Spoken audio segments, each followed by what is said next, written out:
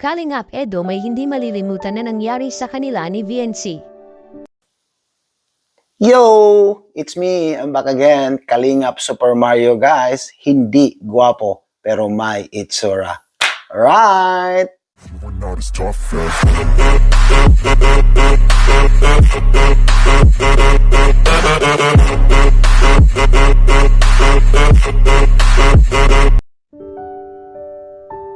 Edo may nangyari sa kanila ni VNC na hindi niya malilimutan. Kalingap Edo may hindi malilimutan na nangyari sa kanila ni VNC.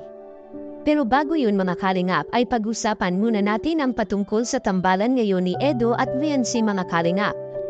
Nagbakasyon ang EDC sa Manila at may mga nangyayaring nakamakailan sa tambalan nila ni Edo at VNC nang dahil sa hindi napagkaunawaan. Ngunit naliwanagan ang lahat sa ipinaliwanag ni Dr. Love kamakailan mga kalingap at iyon naman talaga ang buong katotohanan dahil siya ang nakakatanda at parang ama na rin nila sa kanilang lakad. Sino ba nga ang papayag na may mangyayari na hindi maganda sa kanyang mga anak? Kaya si Dr. Love talaga ang paniniwalaan natin dahil siya ang nakakaalam ng lahat ng lakad nila mga kalingap. At samantala, kamusta na kaya ang pabahay kay VNC ngayon mga kalingap? Excited na ba ang lahat nating mga ka-EDC dyan sa bagong update sa pabahay ni VNC? Yan ang kaabang-abang sa ipalalabas ni Kalingap Rab sa bagong episode ng EDC. Yan ang ating alamin ngayon mga kalingap.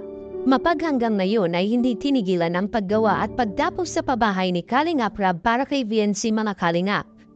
Hindi nga ito kinaya dahil sa laki ng bahay at hindi rin po pwede na madaliin ito mga kalingap at lalo na may kalakihan ito at may mga problema pa na dapat aayusin dito.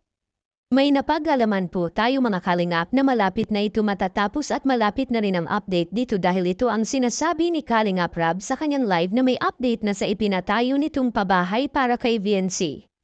At tiyak ikakagulat ito ng lahat dahil ito ang kauna-unahang pinakamalaki at magandang ipinatayo ni Kalingap Rab sa kanyang beneficiary na si VNC. Maganda naman ang ipinatayo ni Kalingap Rab lahat ng pinabahay niya sa kanyang mga beneficiary ngunit kay VNC lang ang naiiba ng dahil sa marami ang tumutulong para dito at kaya nagkaganito kalaki ang pabahay na yon para kay VNC. Deserve naman ni VNC ang ganito kalaking pabahay at kung wala lang tumutulong sa pabahay na ito mga kalingap marahil magkapareho na rin ito sa mga pinapabahay ni Kalingap Rab kina Carla at iba pa mga kalingap. Kahit si VNC ay hindi niya gusto na mayroon siyang malaking pabahay dahil ang gusto lang naman ni VNC ay mayroon siyang balilipatan na hindi na sila nakatira sa tabing dagat mga kalingap. Ito ang pinakamatagal na pangarap ni VNC na ang makalipat sila ng tirahan dahil may kaakibat na panganib sa tinitirahan nila ngayon lalo na kapag may mga masamang panahon na dumarating sa ating bansa mga kalingap. At sa kabilang dako naman mga kalingap, ano ba itong nangyari sa EDC na hindi malilimutan ni Kalingap Edo? Yan ang ating makikita sa video.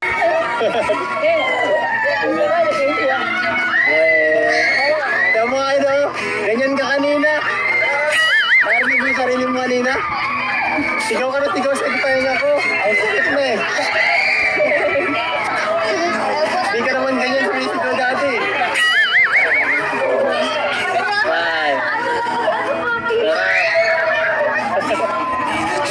Sobrang saya nito experience na to guys. Sobrang saya. Hindi ko ito makakalimutan. Ay, salamat sa inyong lahat. Sinamahan niyo ako. Tulog muna ako.